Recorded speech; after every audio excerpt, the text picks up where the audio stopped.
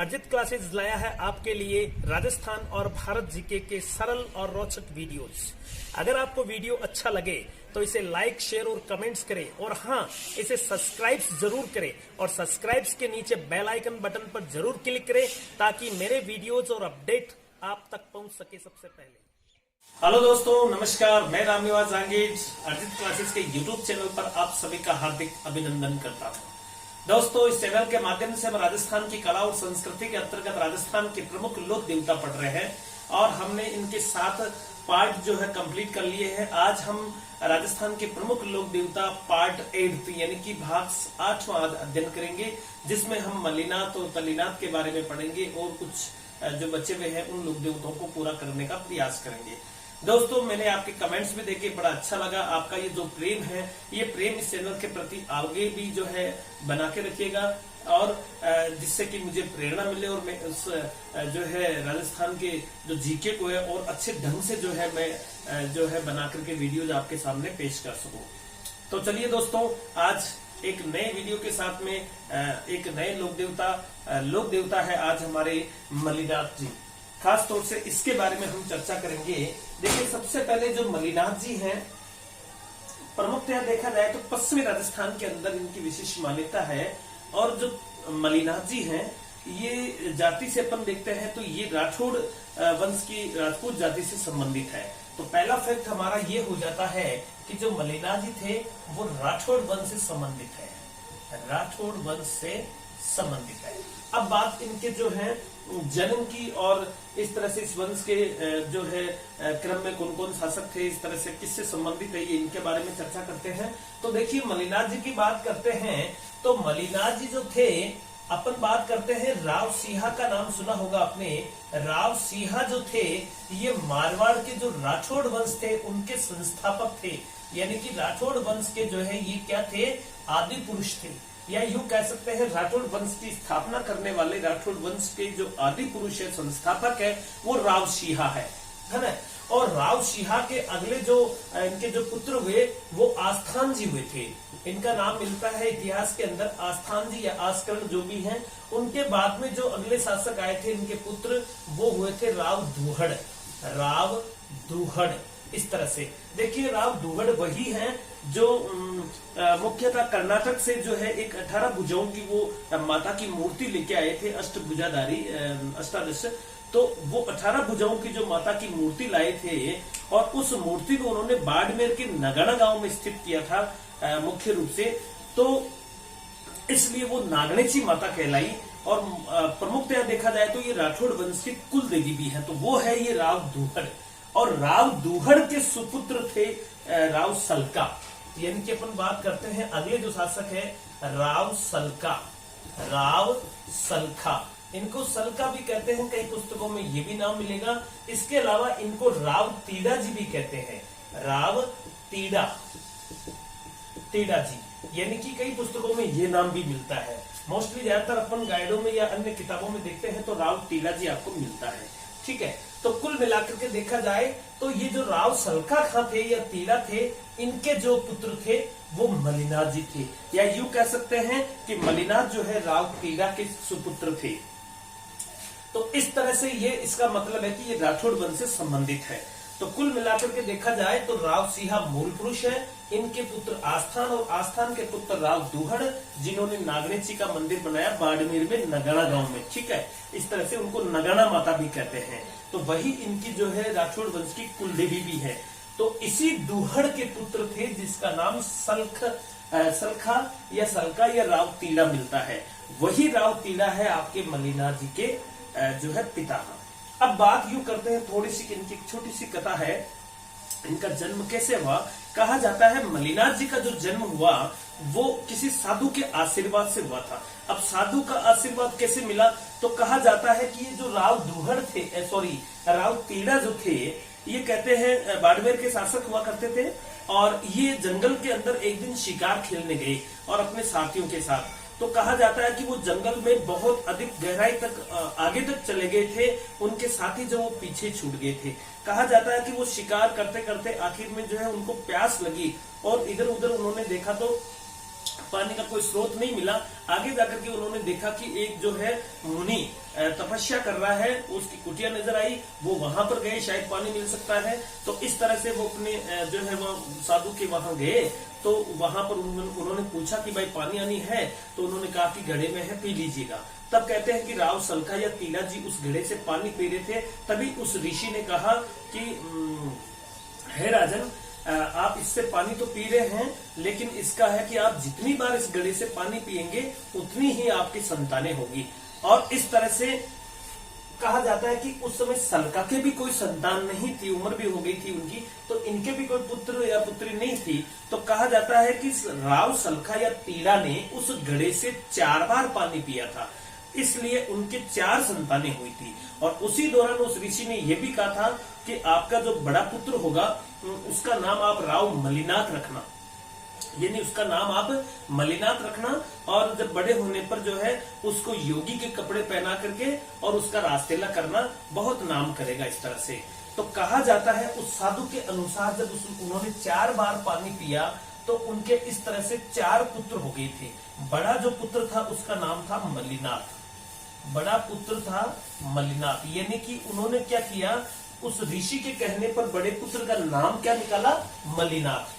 फिर उसके बाद में जो है उसके बाद में जो है एक पुत्र और हुआ, उसका नाम था वीरमदेव। और एक तीसरा पुत्र और हुआ जिससे का नाम था शोभित। और चौथा नंबर का जो पुत्र था उनका, उसका नाम था जेतराम। इस तरह से कहते हैं कि उस ऋषि के कहे अनुसार उन्होंने जिस तरह से घड़े से 4 बार पानी पिया, उन्हें 4 पुत्र रत्नों की प्राप्ति हुई। बड़ा पुत्र मलिनाथ जो गुरु के यानी उस ऋषि के कहने पर उन्होंने इसका नाम मलिनाथ रखा, और उसके कहे अनुसार ही आगे चल करके जो है योगी के वस्त्र पहन करके ही उन्होंने राजतिलक ग्रहण किया था। इस तरह से ऐसी कुछ कहानी मिलती है।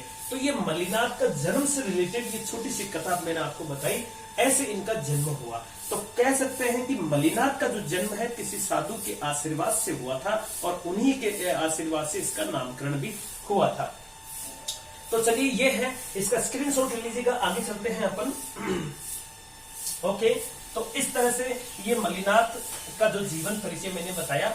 अब बात कर लेते हैं मलिनाथ के जो है माता वगैरह कौन थे।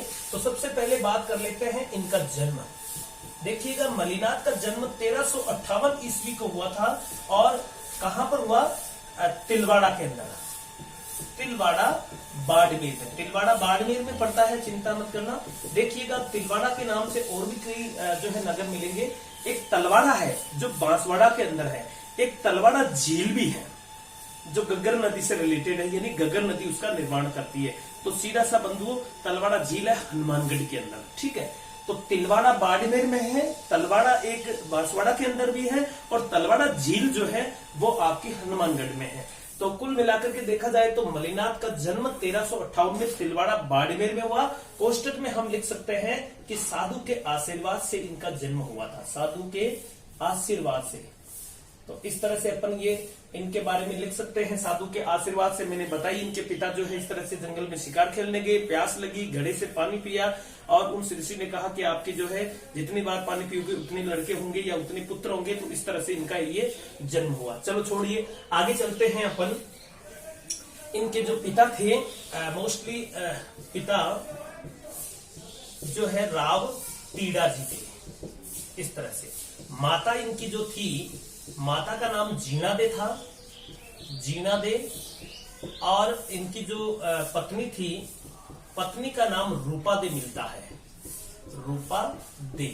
और इनके गुरु थे, और गुरु का नाम मिलता है उगम जी, उगम जी। देखिएगा, इनकी जो पत्नी थी रूपा दे, वो भी जो है मुख्य रूप से पूजा पाठ में व्यस्त रहती थी, और एक धार्मिक प्रवृत्ति वाली महिला थी, और महादेव की आराधना करती थी। कहते हैं कि रूपा दे के कहे अनुसार ही, यानी कि रूपा दे की प्रेरणा से ही मलिनाथ जी जो है आगे जाकर के सन्यासी बने थे। यानी उनका पूजा पाठ में ध्यान लगाना, इसके पीछे रूपा दे का हाथ था। और रूपा दे की प्रेरणा से ही उन्होंने उगम जी को अपना क्या बनाया, गुरु बनाया। तो इसमें लिख सकते हैं रूपा दे की प्रेरणा से, है ना। तो इस तरह से जो है इनको अपनी पत्नी से प्रेरणा मिली। और वैसे भी अमूमन देखा जाता है तो अक्सर जो है पत्नियों से अच्छी प्रेरणा मिलती है और लेना भी चाहिए।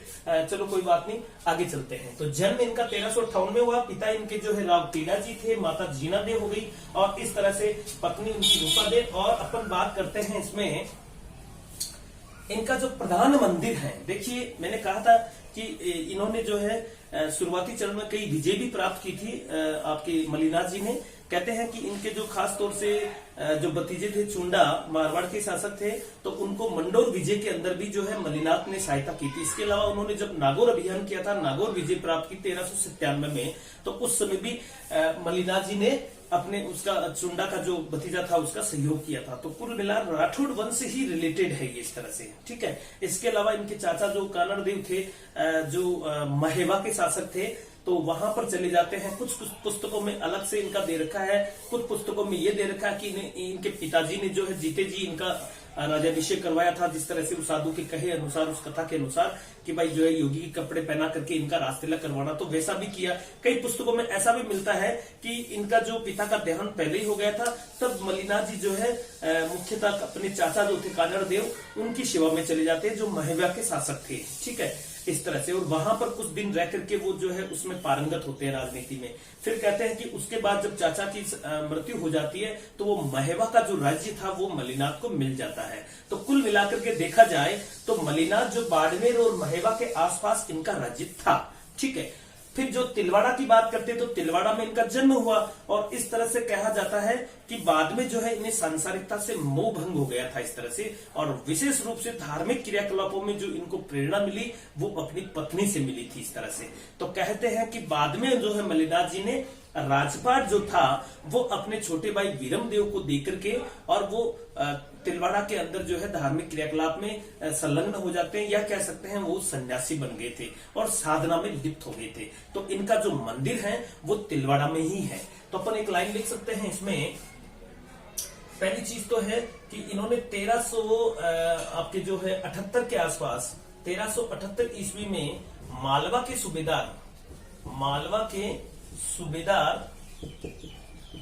के सुबेदार निजामुद्दीन को परास्त किया था। निजामुद्दीन को परास्त किया, ठीक है। इसके अलावा बात करते हैं अपन, तो इनके जो खास तौर से मुख्य रूप से जो भतीजा था चुंडा, तो अपन लिख सकते हैं अपने भतीजे चुंडा की मंडोर विजय करीब 1394 ईस्वी बताया जा रहा है इसमें। तो अपन ये कोष्टक में लिख सकते हैं अपने भतीजे चुंडा की मंडोर विजय तथा 1397 में नागौर विजय में सहयोग दिया इस तरह से है। अब उनके बाद में क्या है कि ये उनकी कुछ राजनीतिक घटनाएं हैं इस तरह से, और अपने चाचा कानड़ देव के संरक्षण में भी गए थे ये। तो कुल मिलाकर के देखा जाए तो अलग अलग पुस्तकों में अलग अलग चीजें हैं इस तरह से। फिर भी अपन कह सकते हैं कि अंत में उन्होंने राजपाट जो था वो अपने अपने भाई वीरमदेव को सौंप करके सन्यास या योगी बन गए थे। तो लिख सकते हैं एक लाइन वो भी, अंत में अपने छोटे भाई वीरमदेव को राजपाट सौंपकर सन्यासी बन गए थे तथा अपना केंद्र तिलवाड़ा को बनाया, ठीक है। तिलवाड़ा जो बाड़मेर में है, तिलवाड़ा को बनाया इस तरह से। तो अब जो है वो क्या करेंगे, राजपाट त्याग करके और संन्यास धारण कर लेते हैं, तिलवाड़ा में ही वहां भक्ति भाव करने लगते हैं और वहीं पर जो है वो तपस्या करने लगते हैं। तो एक बार आप इनका स्क्रीनशॉट ले लीजिएगा, आगे चलते हैं। ओके, तो इस तरह से ये इनका सामान्य परिचय हमने देख लिया। माता पिता कौन थे, इनकी जो पत्नी थी गुरु थे गुरुजी, तो खास तौर से ये मुख्यतः मलिनाथ के बारे में है। अब एक चीज मैं और बता दूं आपको कि मुख्य रूप से देखा जाए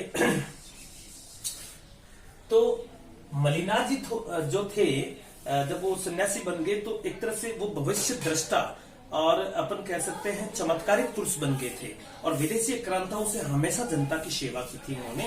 तो ये चीज भी कर सकते हैं, अपन लिख सकते हैं मलिनाथ जी जो थे, मलिनाथ जी एक भविष्य दृष्टा एवं चमत्कारिक पुरुष थे, एवं चमत्कारिक पुरुष थे। दूसरी चीज है विदेशी आक्रांताओं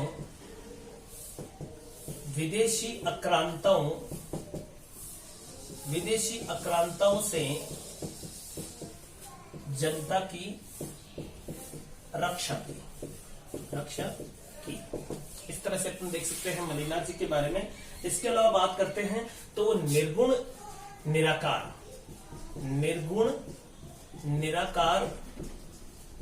निराकार ईश्वर या ब्रह्म की उपासना करते थे। ठीक है, ये मलिनाथ जी का जो है धार्मिक क्रियाकलाप इस तरह से हैं। उसके बाद में बात करते हैं तो इनका जो मंदिर है मुख्य रूप से देखा जाए तो देखिएगा इस तरह से ये आपका जो मंदिर है वो मुख्य रूप से मलिनाथ जी का मंदिर है, मलिनाथ जी का मंदिर। ठीक है, यहीं पर जो है इनकी समाधि भी है मुख्य रूप से, कहां पर, तिलवाड़ा के अंदर। तो ये मंदिर कौन सा हुआ, तिलवाड़ा बाड़मेर, इस तरह से तिलवाड़ा बाड़मेर है। और यहीं पर कहते हैं कि मुख्य रूप से इनकी जो पत्नी थी रूपा दे,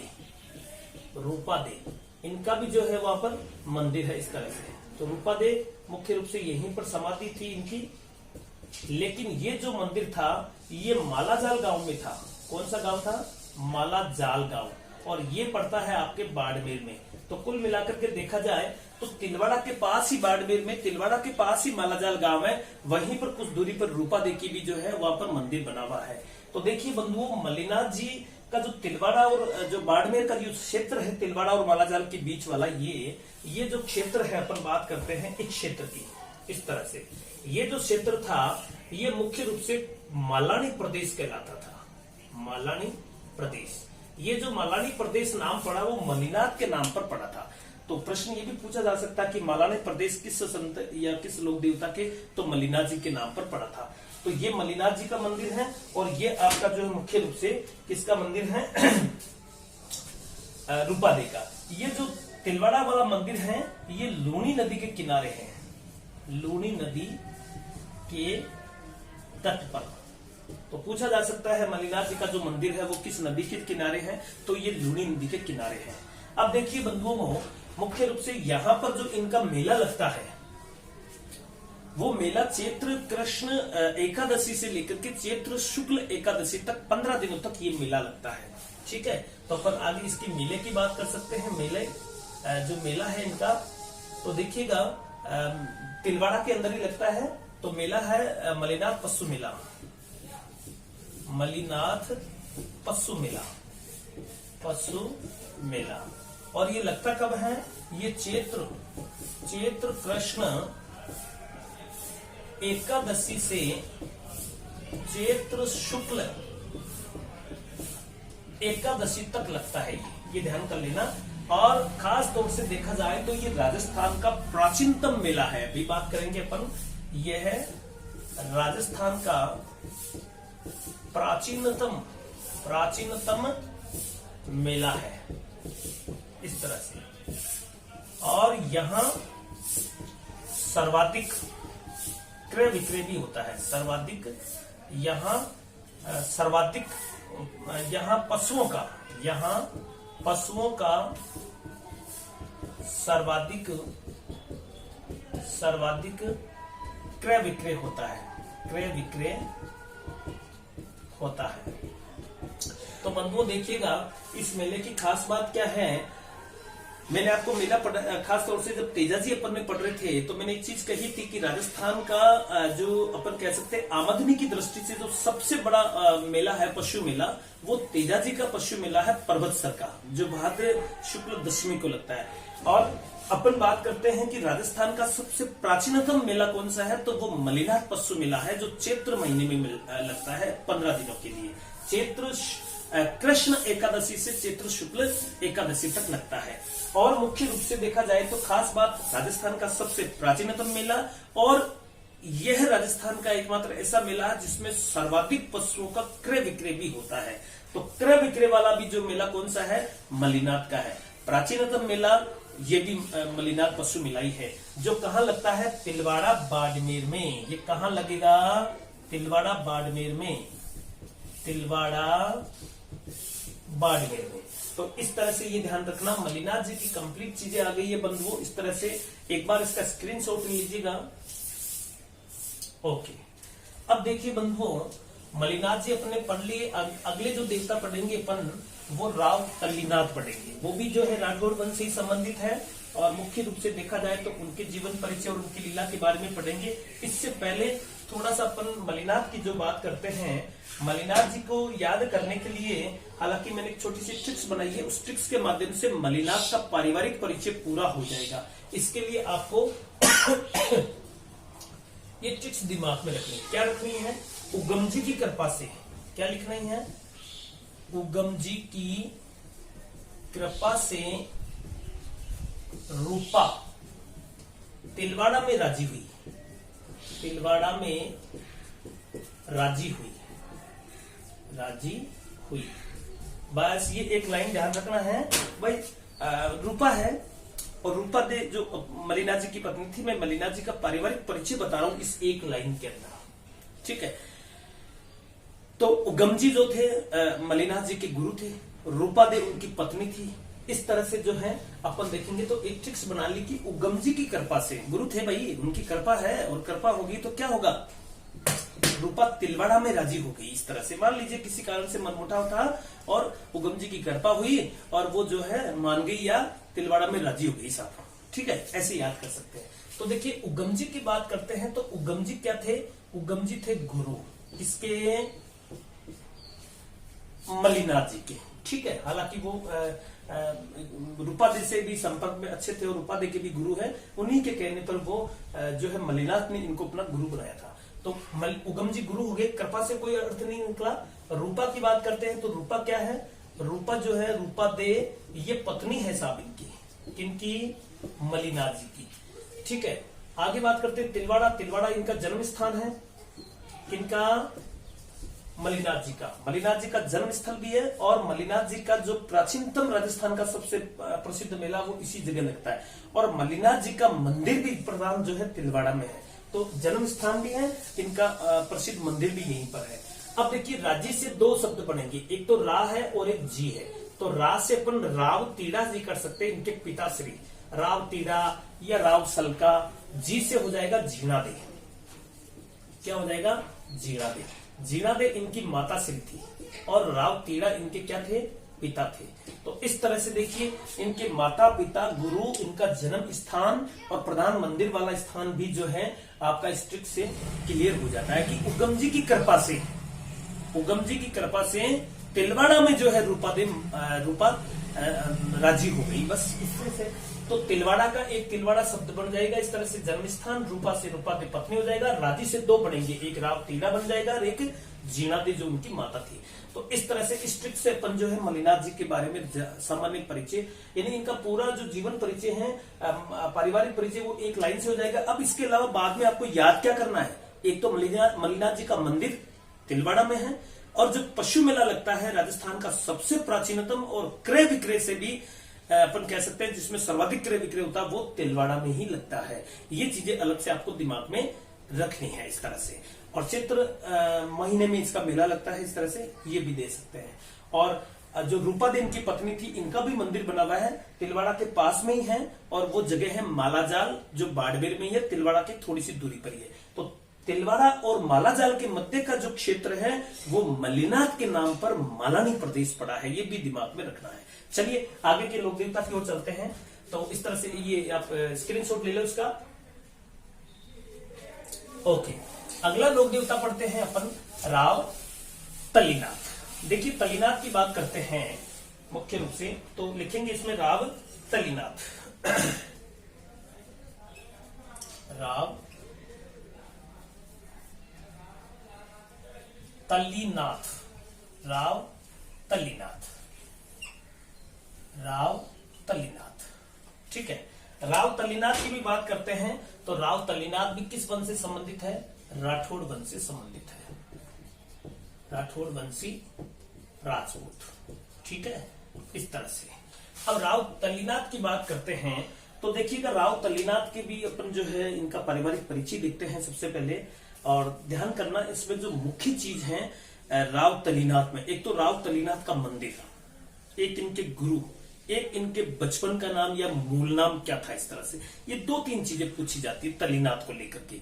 तो तल्लीनाथ का जो मूल नाम है वो गांगदेव राठौड़ है एक्चुअली, और इनके जो पिताश्री थे वो वीरमदेव थे, इनके जो गुरु थे वो जालंधर नाथ थे, और जालंधर नाथ नाथ संप्रदाय से संबंधित है। और जालंधर नाथ की तपोभूमि पूछी जा सकती है, यानी उनकी जो तपोस्थली है वो जालोर जो दुर्ग है उसके सामने ही है, शिरे मंदिर वहां पर है ये। ठीक है, तो एक तो आपको इनके गुरु के बारे में विशेष तौर से पूछा जाता है, और एक तल्लीनाथ जी का जो मंदिर है वो पांचोटा गांव में है जो जालोर के अंदर ही है। ठीक है, इस तरह से 2-3 फैक्ट है इनके महत्वपूर्ण। चलिए चलते हैं राव तल्लीनाथ की बात करते हैं। तो मूल नाम सबसे पहले देख लेते हैं। मूल नाम, मूल नाम है इनका गांगदेव राठौड़, गांगदेव राठौड़। ठीक है, यानी कि इनका तल्लीनाथ बाद में पड़ा, लेकिन मूल नाम क्या है? वो गांगदेव राठौड़ है। इस तरह से अब बात कर लेते हैं इनका जो जन्म हुआ था मूल रूप से कहां पर हुआ, तो जन्म जो है वो शेरगढ़ गांव में हुआ था, शेरगढ़ गांव में। और ये शेरगढ़ बारावाला नहीं है, ये जोधपुर में है। तो शेरगढ़ कहां पर है? जोधपुर में है। तो इस तरह से अपन देख सकते हैं कि इनका जो जन्म स्थल है वो शेरगढ़ है। पूछा जा सकता है कि इनका जन्म स्थल। और पिता की बात करते हैं, पिता तो पिता वीरमदेव थे इनके, वीरमदेव, और ये शेरगढ़ ठिकाने के ठिकानेदार थे। कौन? वीरमदेव। तो लिख सकते हैं शेरगढ़ ठिकाने, शेरगढ़ के ठिकानेदार, बस ठिकानेदार। इनके पिताश्री जो थे वीरमदेव वो ठिकानेदार थे। इनका भाई एक चुंडा था, इस तरह से भाई था इनका, भाई राव चुंडा, राव चुंडा, इस तरह से। ठीक है, ये इनका जो है पारिवारिक है। इसके अलावा गुरु जालंधर नाथ भी जरूर करेंगे। इनका जो गुरु है वो है जालंधर नाथ, जालंधर नाथ। और इस तरह से जालंधर नाथ से अपन करते हैं तो इनकी जो तपोभूमि है, तपोभूमि वो है आपका शिरे मंदिर, शिरे मंदिर। ठीक है, और ये शिरो मंदिर कहाँ है?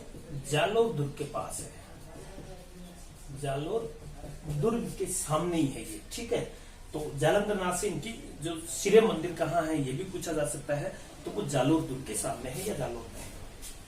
ठीक है, ये जालंधर नाथ जो थे वो मत्स्येंद्र नाथ, नाथ संप्रदाय के जो संस्थापक है, प्रवर्तक है मत्स्येंद्र नाथ, उनके ये शिष्य थे। और ये जालंधर नाथ उन्होंने जो तपस्या यहीं पर की, शिरे मंदिर जालोर दुर्ग के सामने। तो इस तरह से ये जो जालंधर नाथ थे वो किसके गुरु थे? राव तल्लीनाथ के गुरु थे। तो इनके बारे में पूछा जा सकता है। तो मोस्टली इनके बारे में देखिए, एक तो मूल नाम जो है आपको दिमाग में रखना है, एक इनके गुरु का नाम जो है अक्सर पूछ लिया जाता है। तो ये दोनों इंपॉर्टेंट लाइन है। इसके अलावा जन्म स्थान इनका शेरगढ़ दिमाग में रखना है। अब बात करते हैं मुख्य रूप से, तो जो तल्लीनाथ है इनके बारे में कहा जाता है खास तौर से कि ये जालोर जिले के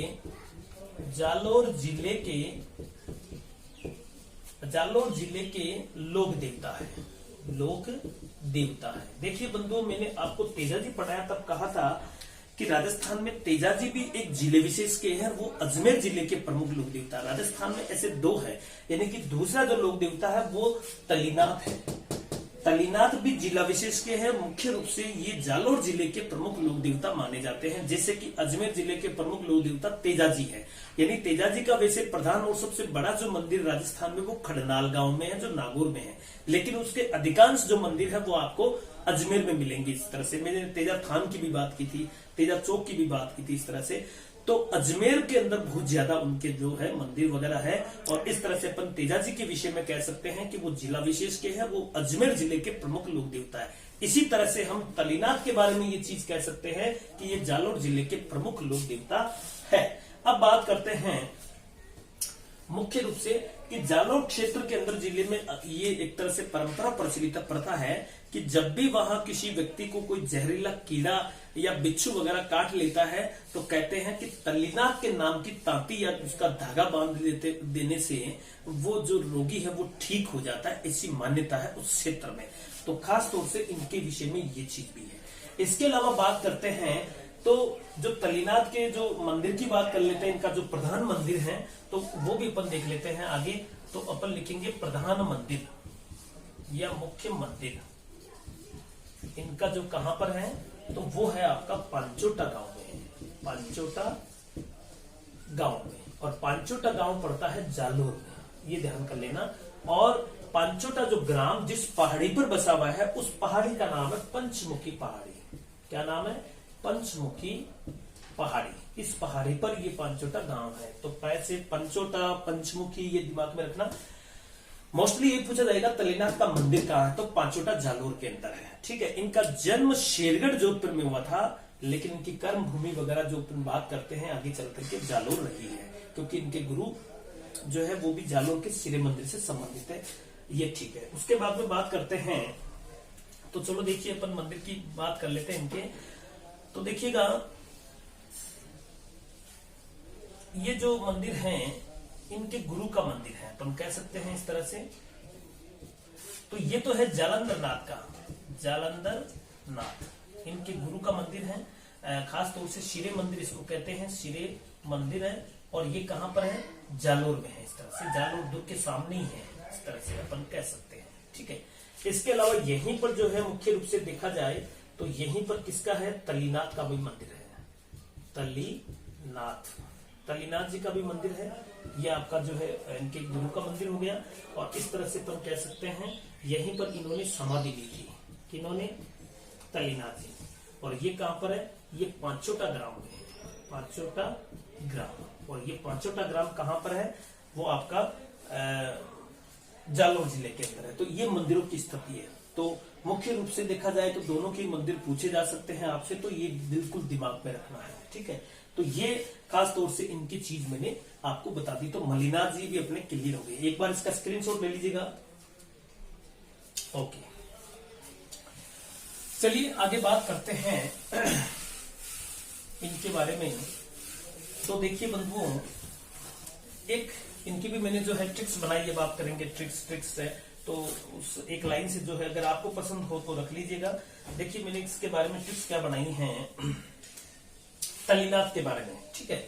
तलीनाथ की जो है ये शॉर्ट ट्रिक्स अपन दिमाग में रख लेंगे तो उनका पूरा पारिवारिक जो परिचय है वो पता चल जाएगा।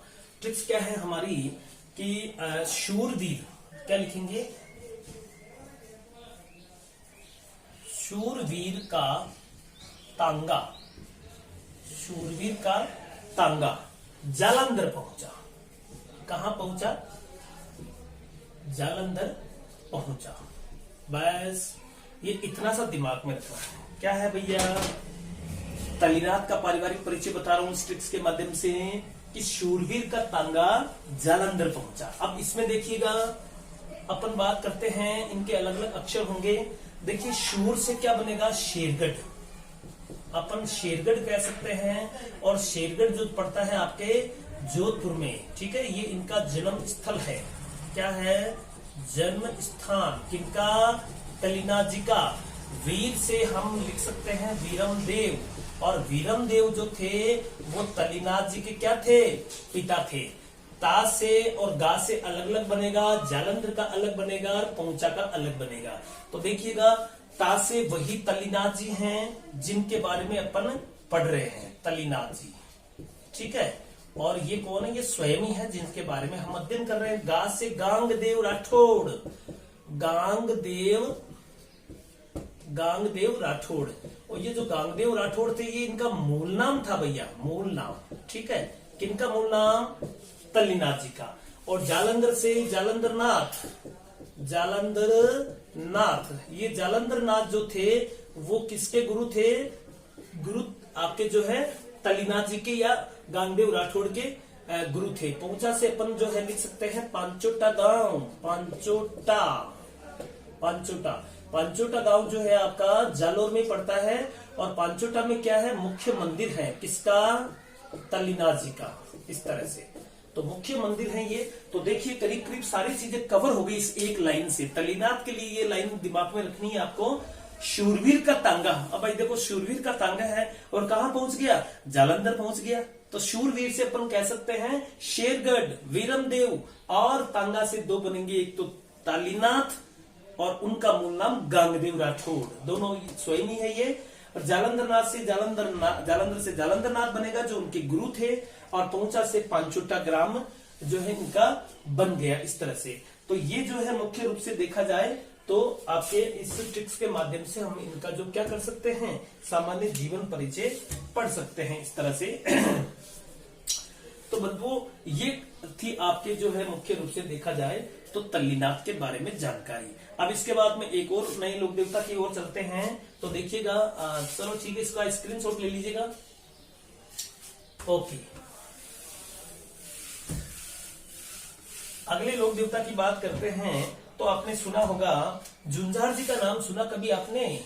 झुंझार जी, देखिएगा झुंझार जी का जो एक बार प्रश्न आया हुआ है। प्रश्न क्या आया था?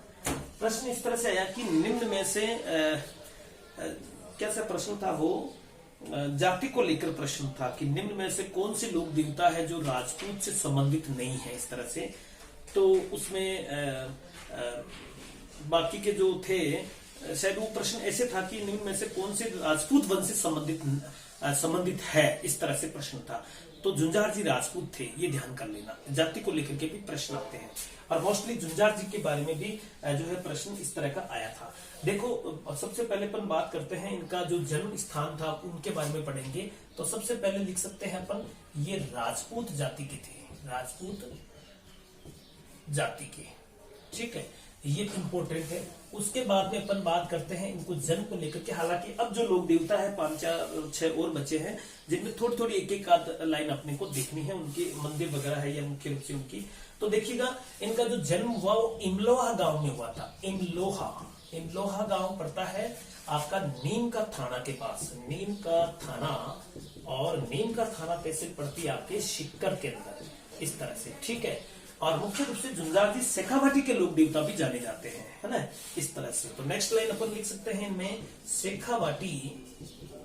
शेखावाटी के प्रमुख लोक देवता, इस तरह से कह सकते हैं। इनका जो थान होता है, स्थान अक्सर खेजड़ी के नीचे होता है। तो ये चीज लिख सकते हैं थान। और थान कहां मिलेगा? खेजड़ी वृक्ष के नीचे, खेजड़ी वृक्ष के नीचे, इस तरह से। ठीक है, ये है इनके बारे में। इसके अलावा इनका जो मुख्य मंदिर है वो शालोदड़ा गांव में है। बस इतनी सी चीजें ध्यान रखनी है। मुख्य जो मंदिर है वो कहां पर है? शालोदड़ा ग्राम, वहां पर ये इनका मुख्य मंदिर है। इस तरह से जो शालोदड़ा गांव है शिक्कर में, ये 5 स्तंभों का मंदिर है ये। ठीक है, तो कहां पर है ये? शिक्कर जिले में है।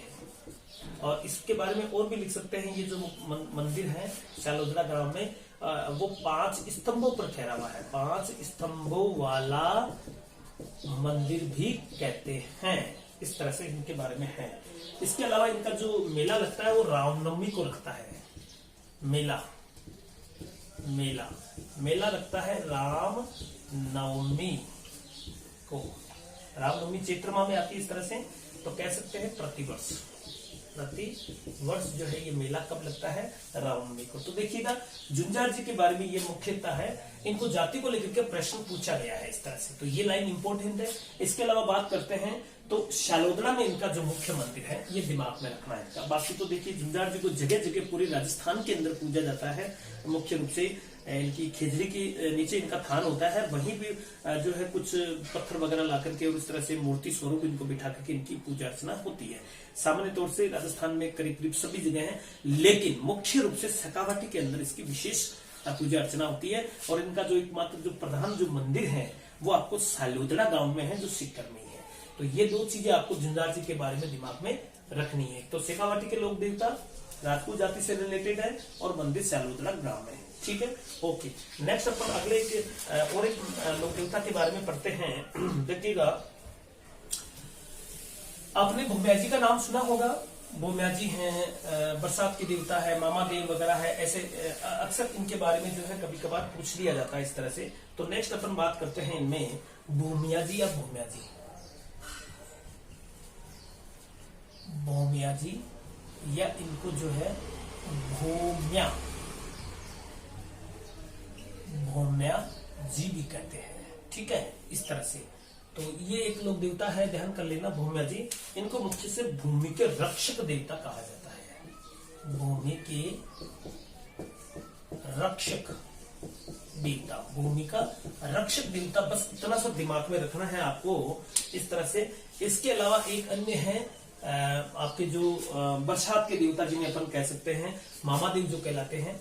तो एक प्रश्न इनका भी आता है, मामादेव, मामादेव कौन है, क्या है, तो इसके बारे में अपन कह सकते हैं मुख्यतः ये बरसात के देवता कहलाते हैं, ये बरसात के देवता कहलाते हैं, या वर्षा के देवता कहलाते हैं।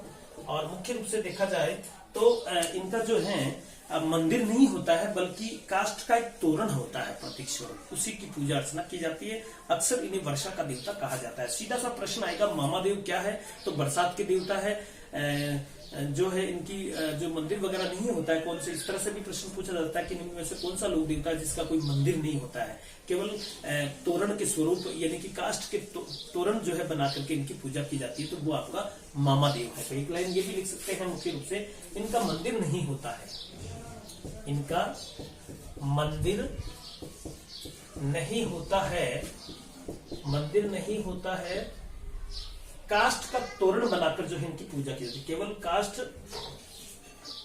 केवल काष्ठ यानी लकड़ी, काष्ठ का तोरण बनाकर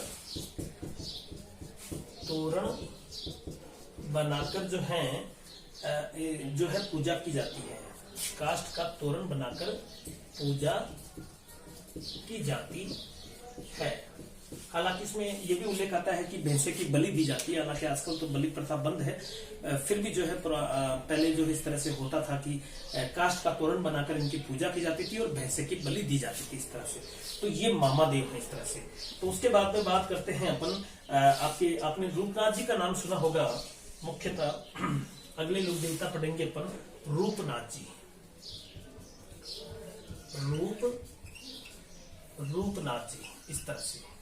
देखिएगा रूपनाथ जी की बात करते हैं तो इनका उपनाम क्या है, उपनाम इनको कहते हैं जरडा जी,